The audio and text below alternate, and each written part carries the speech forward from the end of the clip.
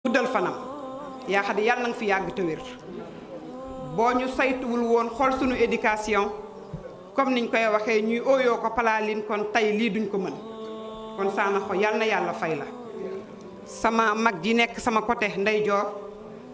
ziar ko mu bokk ci ñi nga xam ne tey maam Fatou lu rafet rek lay daf leen a darajaale bés bi moom ak waa opération Muur Say Cër li ma koy wax nee naa ko yow moom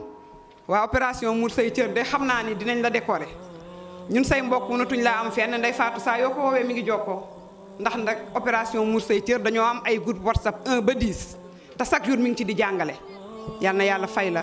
li ngay jàngal askan bi yal na la ko yàlla fay waaye ñoom Ismaïl ak ñoom Maajoor li ma wax ni ñun biñ nekkee ci daawa bi yàgg nañoo waaraate loolu théorie la yéen dëgg na ñëw rek indi pratique bi kon yal na yàlla dëgëral leen te ñi ngi may xamal ne képp ku bëgg a muuru ci jotaay bi indaale